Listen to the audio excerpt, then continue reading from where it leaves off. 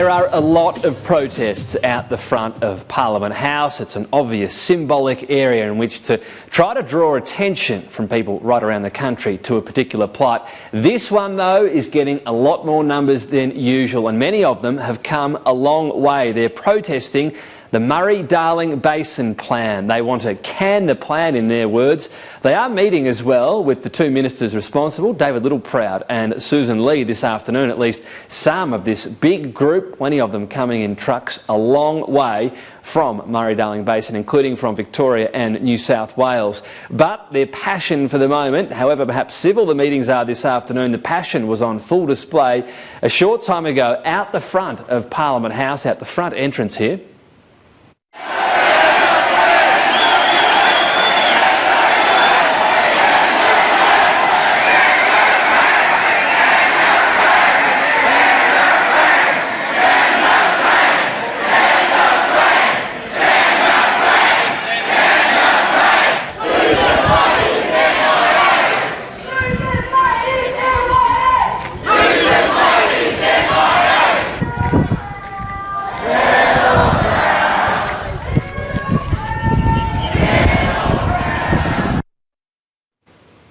A clear sign of the frustration out there being felt. Remember, a lot of these people are being affected by drought. They feel the Murray-Darling Basin Plan is exacerbating that. We'll get into a little bit more detail on that in a moment. First of all, though, One Nation was down there at this protest today, Pauline Hanson and Malcolm Roberts.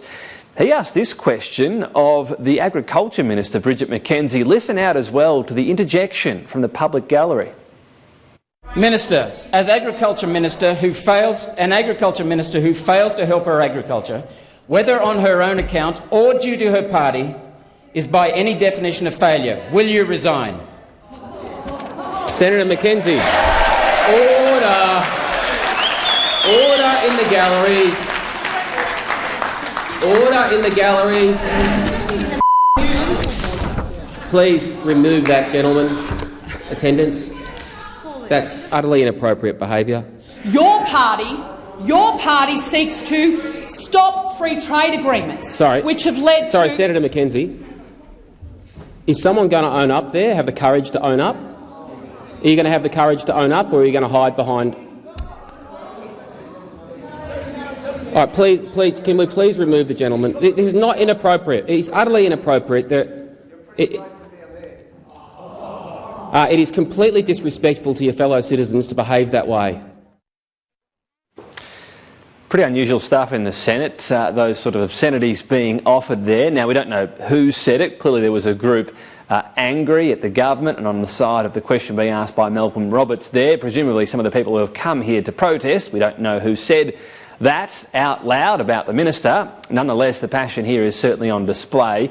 And we do know there are demands being made of the government. Now, this is a difficult situation. The Murray-Darling Basin Plan has never been described as perfect by the people that came up with it, by the various sides of this. Remember, the two main ones are farmers and irrigators on one side, and those concerned about the environment on the other. This was hatched to make sure enough water would flow through the Murray-Darling Basin system, to make sure it does remain healthy and vibrant for all sorts of reasons, including for the species there and the river system generally, the quality of drinking water as well.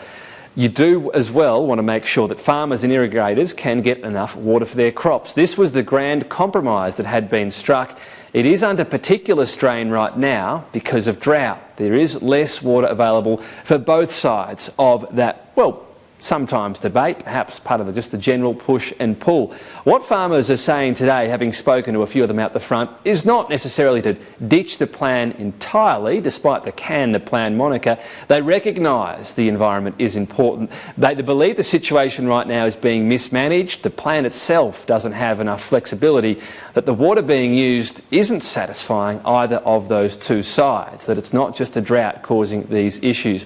Two of those farmers here today are Carly Marriott and Lachlan Marshall. Carly is a farming mother of 3 kids, and Lachlan runs a dairy farm near Deniliquin. They both say they've been negatively impacted by the Basin Plan, and they're pleading for changes.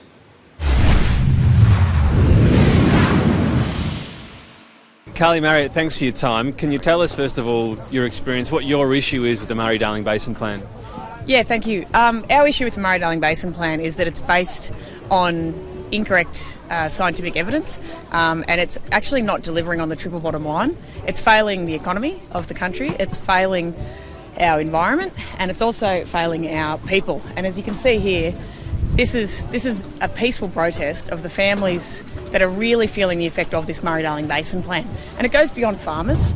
We're not just farmers, there's people in small towns, there's environmentalists here, there's camping and fishing enthusiasts. So this is bigger than just a group of whinging farmers. I've seen the signs can the plan. I mean, what do you need to replace it? Because we can't just have a free-for-all nothing. What's needed? A reform? Yep. A whole new plan? So we need to have the federal government acknowledge that the plan is not okay, and they keep pushing through with this terrible catchline of deliver it in full and on time. And that's insanity, because they're killing the communities out there. We need to stop it. We need to review it, revise it, and we have the solutions. They know that we have the solutions. We've put it to them that many times in that many different ways, and they will not listen. So Little Proud wouldn't listen when we had a rally in Tocumwal.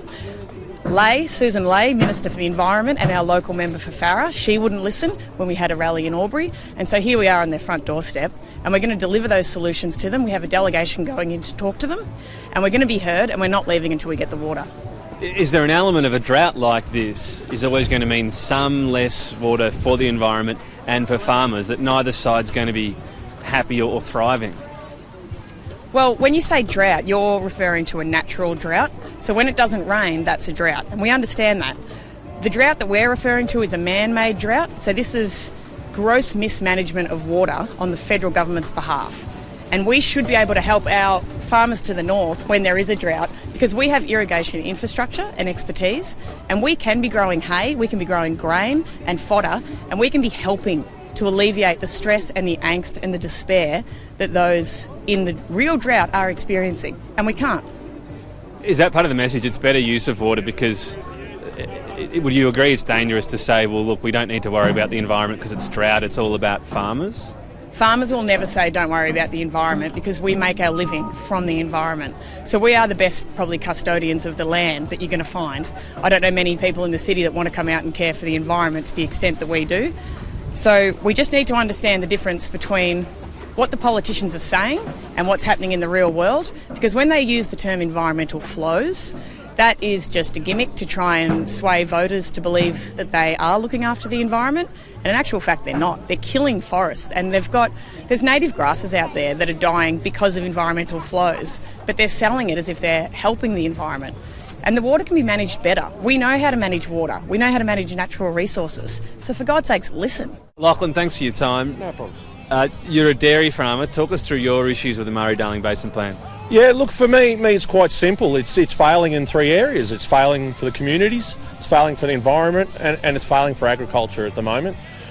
We've seen wanted waste of water in trying to deliver end of system outcomes that are just unattainable. What's a specific example, if you can, not a broad one, but on the ground one, of how you're saying water's not used well?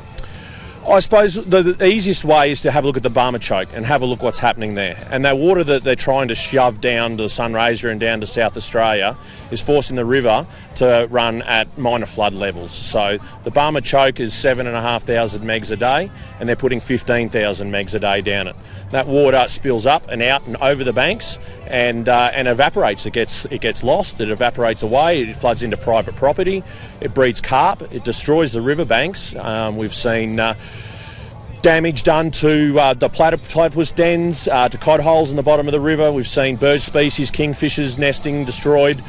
Even the Millawa forest, where a sacred Indigenous site, they had to exhume bodies from the Indigenous site because it's underwater.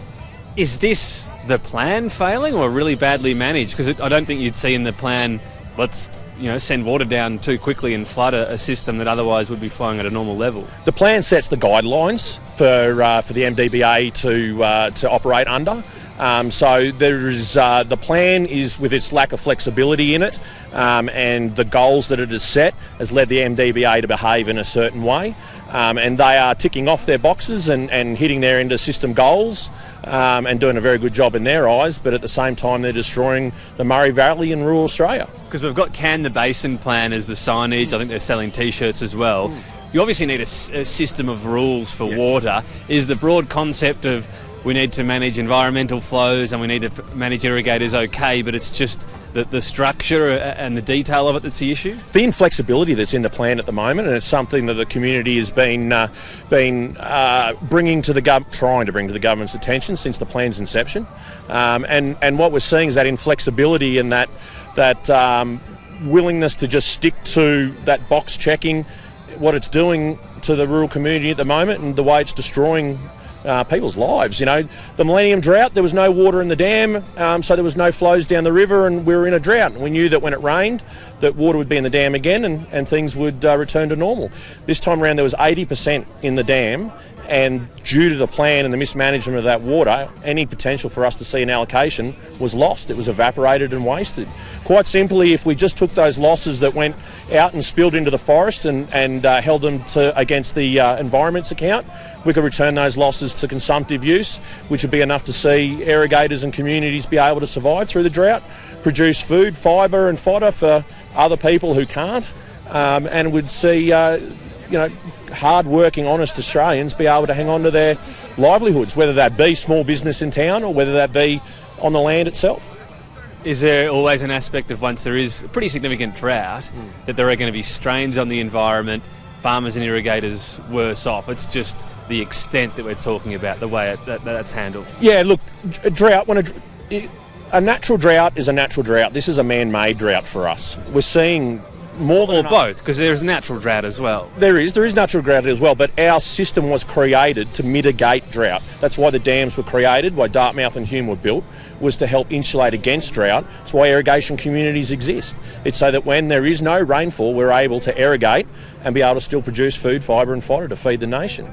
And what we've seen now is that that priority's been shifted away, and that unrealistic outcomes are trying to be achieved, and that's at the cost of good, hard-working people, and it's the cost of Australia's food security. We just need to take the time to pause the plan and fix the issues that are with it, and then move forward. We absolutely need a framework, but we need to can this version that we have right now, and we need to find something that works, that triple bottom line. Lachlan Johnson, thanks for your time today. Thank you. So they were the views of a couple of farmers at the front of Parliament a short time ago, earlier today. They are a pretty uniform set of views, I can tell you as well, speaking to the various people down there. What was One Nation doing down there? Malcolm Roberts and also Pauline Hanson, they say they are sympathetic to the plight of the farmers. So what exactly are they offering them, beyond, of course, showing them they can apparently drive around a tractor? I spoke with the One Nation leader earlier today.